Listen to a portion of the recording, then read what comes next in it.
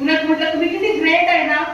नवरा गेल्यानंतर तुम्ही 2 मुलांना लहानाचं मोठं केलं, काबाड कष्ट केलं.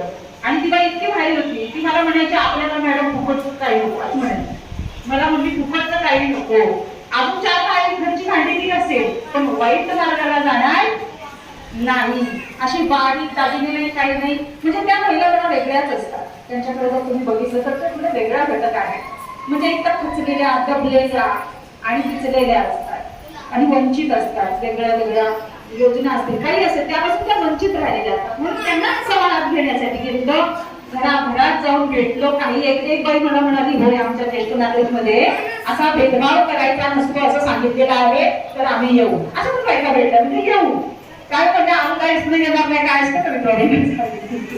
मग सर्वांना मिळालं. तिथे शिपाई होते, ती मला म्हटले मॅडम विधवा महिलांचं तू असं केलं पाहिजे. म्हटलं हो तेच करायचंय आम्हाला, म्हणजे होत नाही ते. असं करत करत पहिल्याच कार्यक्रमाला 35 महिला आल्या. किती? 35. घरोघर सांगते. एका बाईचा तर मला फोन आला, ती गडबड होती, म्हटली आतापर्यंत आम्हाला कोणीच नाही बोलवलं, तुम्ही बोलवताय, आम्हाला मान सन्मान देताय, कुटुंब देताय, आम्ही येणार. म्हणजे असा तो विषय आवडला. आणि मग ते आल्यानंतर सगळ्यांनी हळदी कुंकू लावलं होतं. जेव्हा आमचा कार्यक्रम झाला तेव्हा मी असं स्टेजवरून बघितलं तर सगळ्यांनी हळदी कुंकू लावून वाण घेतलं होतं. अर्थात हळदी कुंकू का ती आतापर्यंत गेलेली आहे ना. आता नवरा असताना ती गेलेली आहे आणि अचानक तिच्याकडे ते काढून घेतलंय जेव्हा तिचा नवरा वाढला, म्हणून तिला त्या प्रवाहात आणण्यासाठी. म्हणजे याचा अर्थ असा नाही की त्यांनी अलंकार घातलेच पाहिजे आणि नाहीच घातले पाहिजे.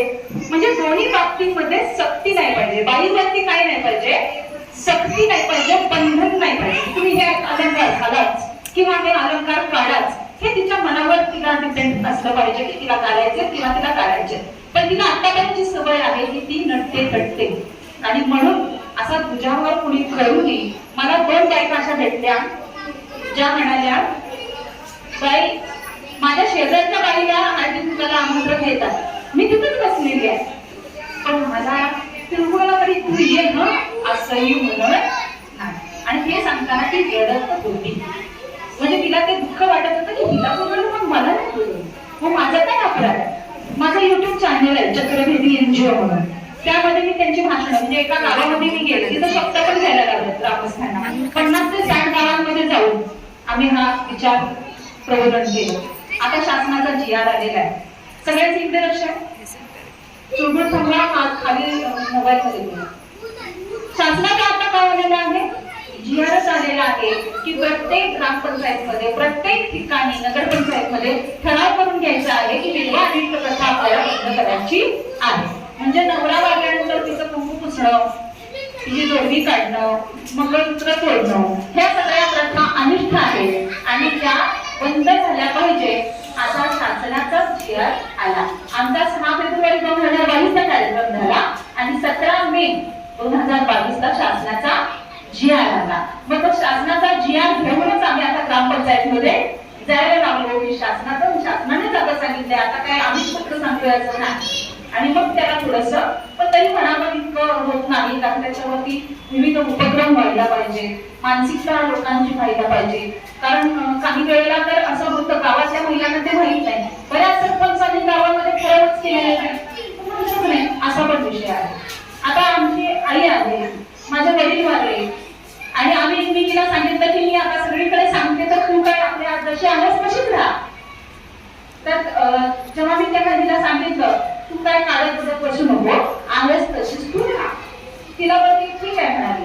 आणि नंतर ती आम्ही जरा बाहेर गेलो सगळे, तर आमच्याकडे कामाला आलेली बाई, झाडझड करायला बोलवलेली बाई, तिने काय तिला घ्यायला भरपूर दिलं, काय काय काय आमच्या मागाने सांगितलं की आले होते काम करायला घरात ठेव, पण केलं वेगळंच काम तिने. तिला काय काय काय काय सांगितलं, असं नसतंय, हे नाही ते नाही, काढायचं नसतं, त्याला साज उतरवणे म्हणतात. आमच्याकडे शिरगावचं पण शिरगाव, तिथे साज उतरवणे असा शब्द आहे. तो साज उतरवायचा असतो तर तिथं नदीवर उतरवायचा असतो. तिला काय काय सांगितलं, पण नुसतं सांगितलं नाही, तिला बांगड्या निवडून दगड घेऊन त्या बांगड्या फुटत नव्हत्या तशा फोडल्या. आणि तिला काही ते लक्षात राहिलं नाही, आम्ही सांगितलेलं थोडे दिवसांनी धारणी काढली, तिचं कुंकू कुठून टाकलं, कानातलं काढलं, ठेवली. आम्ही संध्याकाळी 5 वाजता बघते तर हे काय म्हटलं, हे काय तिकडेच म्हटलं तू. तर ती म्हणजे काय काय म्हणाल्या आलेल्या कामाला ना, म्हणतात तिला घर साफ करायला सांगितलेला, काका उद्योग करायला सांगितलेला. मग तिला पण ही आशा समोर उभी राहिल्यावर म्हणते बापरे मी काय दिसते. तिला नटायची खरं तर पहिल्यापासून आवड आहे, फुलं वगैरे घालणं असं तिला नटायला आवडतं. आणि तिला आशा बघितल्यावर तिला काय दिसते मी विचित्रच वाटते. आणि मग तिला पण वाटतं की मला वांगड्या घालायचं. मग आमची काळजी आहे, आम्ही दोघेही आता आम्ही मी पण मागे लागली, हे माझं घ्या ना मला द्या ना. मग हे राजे आमचे गेले बाजारात हिरव्या बांगड्या घेऊन आले संध्याकाळी. तो माझ्याकडे व्हिडिओ मी मुद्दाम ठेवला. आणि मग तो बांगड्या जात होता, आम्ही साबण लावून जोडली. म्हटलं पाहताना पाहिलं काही काय माहिती ती साबण लावून आम्ही जोडली परत घातली आणि पहिला तिला होती तशी केली. म्हणजे त्याच्यावरती तुम्ही टाळ्या वाजवायला पाहिजे. म्हणजे आम्ही घरातल्यानी तिला सपोर्ट केला आणि तिची सुद्धा मानसिकता होती मला असं विद्रूप राहायचं नाही. तुम्ही केशवापण व्हायचं माहिती ना, नव्यावरला मी टक्कल करायचं, टक्कल करून तिला खायला वगैरे द्यायचं. घरामध्ये पूजेचं काही असेल तर तिला खीर पुरी नाही द्यायची, तिला रात्रीचं भाकरी आणि भाजी द्यायची. का तर तब्येतीला चांगली नाही राहिली पाहिजे, विद्रूप दिसली पाहिजे. विधवा बाई कशी नवरा मारल्यानंतर ती विद्रूप दिसली पाहिजे.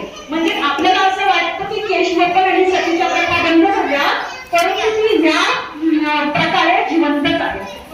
नवरा मारल्यानंतर तिचे सगळे दागिने काढणं म्हणजे तिला विद्रूप करणं आहे. काल आमचा कार्यक्रम झाला, 40 महिला आल्या होत्या आमच्या रत्नागिरी जिल्ह्याच्या. त्यातली एक महिला इतकी छान होती, उद्योजिका होती, समोर तिने भाषण पण केलं छान. त्याचबरोबर तिच्याबरोबर आलेली एक महिला होती आणि मी आमच्या जिद्दीने भाषण पण केलं छान. त्याचबरोबर तिच्याबरोबर आलेली एक महिला होती आणि मी आमच्या जिद्दीने तिथे सांगते. मग त्यांना सांगितलं की विधवा अनिष्ट प्रथा आपल्याला बंद करायची आहे. तर ती पहिल्यांदा माझं तुम्ही घरामध्ये शेजारी आहे, माझ्याकडे तुझं रेकॉर्डिंग. तर ती मला म्हणते मॅडम तुम्ही सांगितलं तर मला फार आवडतं, आम्ही पण रेकॉर्ड काढलेलं 4 वर्ष झालं. आणि इकडे बसलेली होती ती उद्योजिका होती, ही कमी बसून शिकलेली होती, पण हिने काही काय ठेवले होते आणि उद्योजिका असून तिने फक्त वयात एक चैन होती. तर मी म्हटलं तुम्ही काय कापलेलं, मग तुम्ही का काढलं नवऱ्या गेल्यानंतर, म्हणजे तुम्ही भिताय. ते म्हणजे नाही भिते कशाला मी मला काढते, पुन्हा म्हणते नाही नातेवाईक काय म्हणते. मग तुमच्यापेक्षा हे डायरेक्ट म्हटलं बाईने केलेली आहे. आता आमचा परत 2 तारखेला असाच कार्यक्रम आहे रत्नागिरीला, तर तिचा आम्ही तिथे सत्कार करणार आहोत सगळ्यांसोबत. कारण ही उद्योजिका असून तिला ते धाडस नाही झालं की मी ठेवते हे अलंकार, पण ती कमी शिकलेली असून तिने ते धाडस केलं म्हणजे ती कौतुकास्पद आहे. म्हणून तिचा आम्ही आता शाल शिकवून देऊन सगळ्यांच्या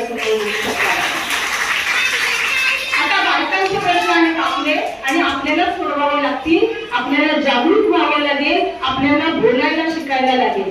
किती बायका अन्याय सहन करतात आणि बोलत नाहीत म्हणून त्या पुढच्या पिढीला येतात, म्हणून आपल्या मुली परत त्या जातात, भरडल्या जातात. आता आमच्या चक्रबिंदू सशक्त फाउंडेशनचं जे काम आहे त्याच्यामध्ये आम्ही विधवा अनिष्ट प्रथा बंद करण्यासाठी काम करतो. त्याचबरोबर शिव्या द्यायच्या नाही, शिव्यामुक्त समाज अभियान राबवतो. काय द्यायचं नाही, शिव्या द्यायच्या नाही. आणि जीवन कौशल्य कार्यशाळेमध्ये मुलांनी मोबाईलमधून बाहेर पडावं, रीलमध्ये अडकू नये, वाचनाकडे खेळाकडे वळावं, यासाठी आम्ही आता काम करतोय. त्याचबरोबर त्यांना शासनाच्या विविध योजना त्यांच्यापर्यंत पोहोचवतो. आता मॅडम तुम्हाला नंतर योजना सांगणार आहेत त्यामुळे मी त्या सांगत नाही.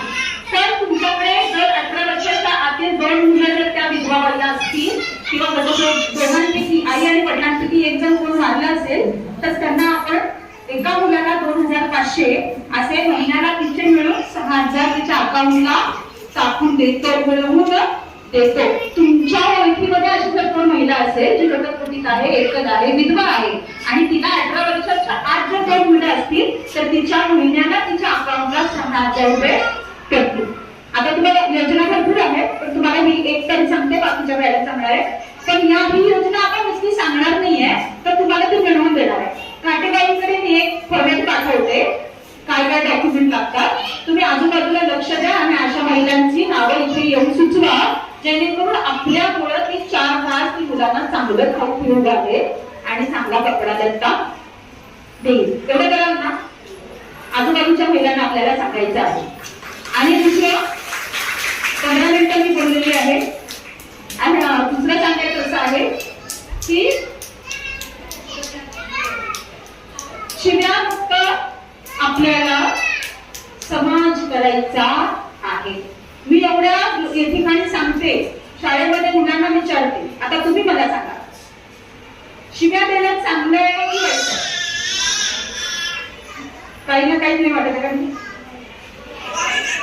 हा, असा आवाज पाहिजे. शिव्या देणं चांगलं आहे का वाईट आहे? काही ना काहीच बोलायचं नाही. इथं चाललंय ते आम्ही ऐकत आहोत. म्हणजे आमच्या कोकणामध्ये तसं नाही बोलायचं.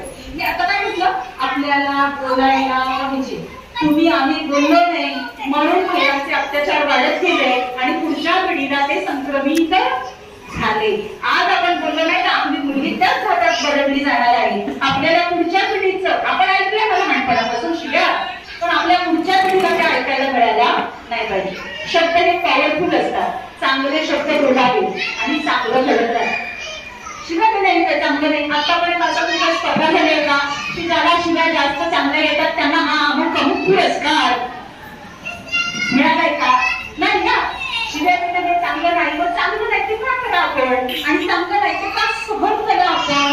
म्हणून सगळ्या महिलांनी, मी काल 40 आमच्या महिला होत्या आलेल्या, त्यांना मी म्हटलं काय, शिव्या मुक्त समाज करणं की या शिव्यांचा त्रास जो तुम्हाला आम्हाला होतो हा प्रश्न माझ्या एकटीचा आहे का? सगळ्या तमाम महिलांचा आहे. सगळ्या महिलांनी याच्यावरती आवाज उठवला पाहिजे. मला इकडे परिवर्तन इथे आता मी तुम्हाला जे म्हणायला लावणार आहे ते तुम्ही घोषणा माझ्या मागून करायची. आता एक आपल्याला वेळ कमी आहे, तर तुम्ही वेगळ्या वेगळ्या गावातून आला असाल ना, इकडे बाहेर स्थलांतरित झालेला असेल ना, तर आपलं स्थलांतर थांबावं म्हणून सुद्धा आपलं काम आहे.